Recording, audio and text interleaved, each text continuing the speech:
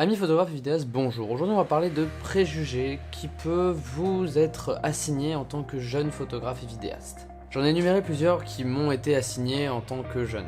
Le premier, et c'est quelque chose qui a le don de m'énerver, c'est ah t'es jeune, mais t'as fait que quelques projets, t'es un amateur, tu sais rien faire. Je commence à avoir une expérience qui commence à être conséquente. Non pas que je dis que bientôt je serai diplômé, hein, absolument pas.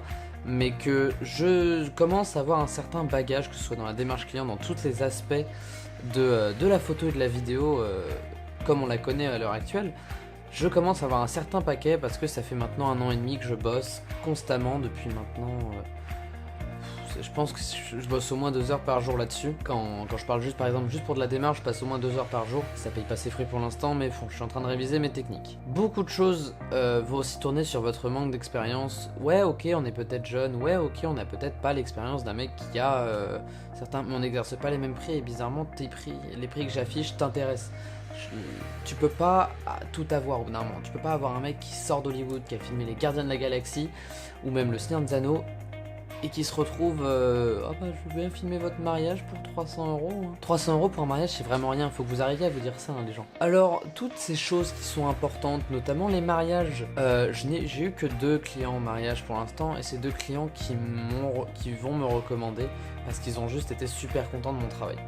Le plus important étant là. Mon but n'est pas d'être le maître du monde à faire des shootings photos et vidéos, payer 4 millions d'euros par mariage, de faire le mariage de Kate Middleton, je sais pas quoi, et de Anna Paulina si vous voulez. Je veux pas, c'est pas mon but. Si je peux y arriver, ce serait magnifique, hein. Je dis pas que ça va être payé une blinde à chaque mariage et d'être booké sur les 7 prochaines années. Ça me va, je suis content. Mais j'ai quand même ce petit truc qui me fait que je dois rester humble et surtout être réaliste.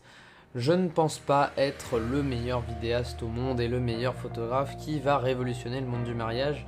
On va pas se mentir, donc si je sais ce que ça incombe, l'importance d'être le seul à photographier ou à filmer un mariage ou des événements comme ça. J'ai pu vivre cette expérience d'échec, et Dieu sait que j'ai eu horreur de ça, quand j'ai eu la possibilité de filmer pour une professeure de français, une professeure de musique qui faisait un concert à ses élèves, et elle voulait 2 choses, une vidéo montée qui apparaît sur mon book et une autre vidéo très longue regroupant tout le truc, et ma caméra a planté. Donc inutile de vous dire qu'à ce moment-là, on est à un niveau qui est assez douloureux. Vraiment, c'est douloureux parce que tu entends la personne qui te dit tout le monde comptait sur vous, du coup on n'a pas filmé, tout ça.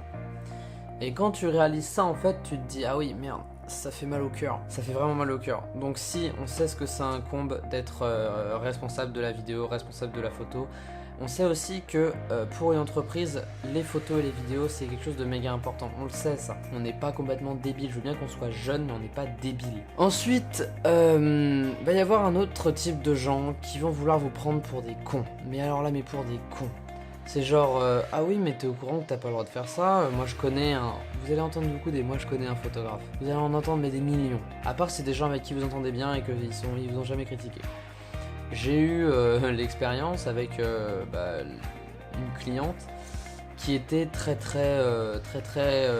peu gentille à dire oui ton travail ça va pas, je m'attendais un peu plus de professionnalisme de ta part, ton comportement laisse à désirer, tout ça, alors que tu n'as absolument rien fait. Et ces gens-là, en fait, ce qu'ils veulent juste te faire, c'est que tu te rabaisses, en fait, et que tu te dises, ok, j'avoue, j'ai merdé, je vous fais le travail gratuitement. C'est ça, en fait, qu'ils veulent. Donc, ces gens-là, les écoute pas non plus. Les seules critiques qu'il faut que, en fait, vous écoutiez, c'est les critiques constructives, qu'elles soient bonnes ou mauvaises. J'ai eu la possibilité de parler avec des photographes, je pense notamment à Laurent Bobby, Damien Menu, des gens qui sont dans le métier, des gens qui ont eu cette gentillesse de me conseiller, et ça m'a fait vraiment énormément progresser. Ils vont aussi tenter de vous impressionner. Pour vous dire, la dernière vidéo qui apparaît sur mon book vidéo, qui est normalement la vidéo pour un agenda qui s'appelle l'agenda MAB, qui était donc ce client-là qui disait que j'étais pas professionnel, tout ça, qui était très méchante envers moi. J'ai quand même décidé de poster la version qu'on avait faite qui était la plus satisfaisante, et j'avais le droit parce que ces clips m'ont autorisé et que je lui ai demandé l'autorisation et que j'ai la preuve écrite. signé d'ailleurs. Et elle m'a menacé de me poursuivre en justice, tout ça. Les gens qui emploient entre guillemets des jeunes au black, ça sert à rien de dire ça parce que déjà de 1, vous cherchez à économiser au maximum pour... dès qu'on vous dit un prix, c'est dès que ça touche à 3 chiffres, c'est oulala. Dès qu'on dit ça, c'est vraiment... c'est assez ouf quoi. Enfin bref, je vais rien dire. L'autre truc, c'est je vais vous poursuivre en justice. T'as essayé d'économiser tout le long de cette prestation. Ça sert à rien d'essayer de me dire que tu vas m'envoyer en justice. Il y a les frais de dossier, il y a les frais d'avocat. T'auras jamais les couilles. Et si jamais ils le font, écoute, j'ai envie de te dire, là t'es dans la merde. Mais ils le feront pas. J'ai eu plusieurs clients comme ça et ils le feront pas, vous inquiétez pas. Aussi, il va y avoir les clients, comme j'en ai parlé un peu avant, qui vont tenter de vous rabaisser, de vous critiquer, de vous mettre au plus bas niveau, de vous comparer à la limite de la, excusez-moi du mot, mais de la merde, parce qu'il n'y a pas d'autre mot, c'est vraiment de la merde. Et ça, je peux pas le laisser passer parce que les gens sont toujours là, ah oui, mais c'est nul ce que tu fais, tu te prétends photographe, ton métier c'est juste d'appuyer sur un bouton. Ces gens-là, dans ces moments-là, quand on me dit ça, je leur donne mon appareil, je le mets en mode manuel, donc le mode manuel, celui avec lequel je shoot pour mes clients, parce que j'arrive mieux à gérer mon exposition maintenant. Je leur donne, je brouille tous les paramètres, et je leur dis allez-y, faites-moi une photo nette.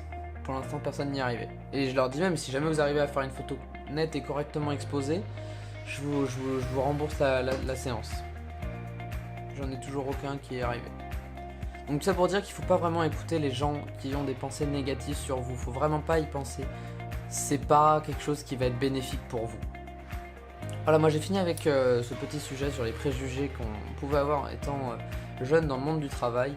J'ai envie de vous dire qu'il faut persévérer, faut pas franchement écouter certaines personnes, faut écouter les bonnes personnes, faut écouter ceux qui veulent vous conseiller, même si c'est sur des points que eux trouvent négatifs, va falloir écouter. Sur ce, je vous dis faites de bonnes photos et vidéos, au revoir.